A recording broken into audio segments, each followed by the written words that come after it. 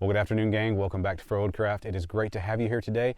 And you guys probably recognize the setup behind me here. Recently, I reviewed or talked to you guys about a one Tigris underquilt for hammock camping. And I mentioned that that underquilt works very well down to about 25 degrees Fahrenheit when paired with a comparably rated sleeping bag.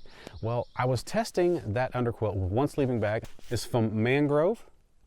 It is rated down to 45 degrees up to 70 degrees Fahrenheit, so it is very comparably rated to that one Tigris underquilt. And that right there is exactly why I'm posting these two reviews back to back, because these two, at least in Western North Carolina, the weather and the temperature that we have around here, these two go very, very well together. Well, folks, give you a quick tour. I am hammock camping tonight. I do have an underquilt under me. I'm actually testing that out too tonight, again for the third time for it, and the test tonight for the sleeping bag is for the second time. So this is a Mangrove. It does go down to, see what you guys can see, there we go. I believe the rating is down to about 45 degrees.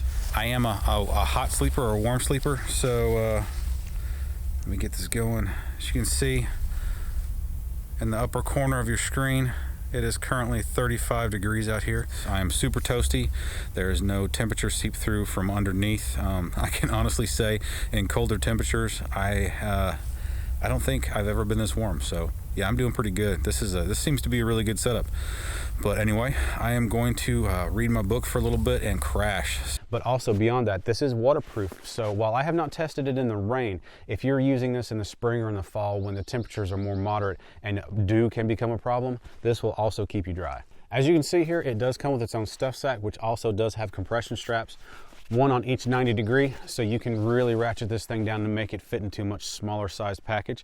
Go ahead and take this out and I'll introduce you guys to the sleeping bag. Not too terribly long ago, we went through an illness in my family and I was coughing quite a bit. And so because my youngest son, unfortunately, still sleeps in our room just because of some sleep issues, I was sleeping down on the couch so I didn't wake him up in the middle of the night. And I used this, well, on the couch.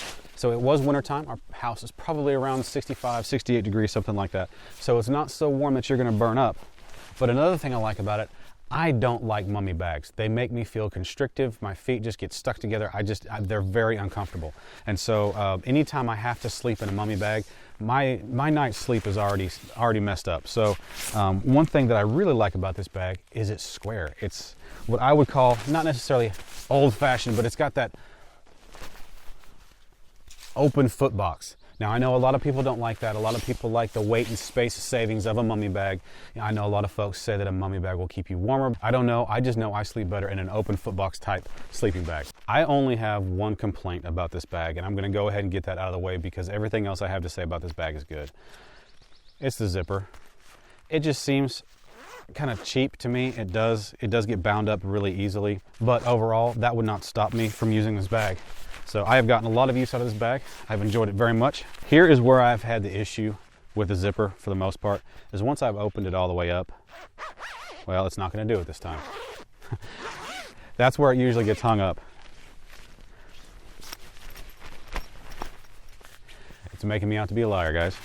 The lining is nice and soft. And another thing I like about the fact that it opens all the way up, that it's easy to shake out, but you can also use it like as a picnic blanket or something like that if you and your kids want to go out somewhere. One thing that I was really impressed with, Velcro is where a lot of companies cut corners.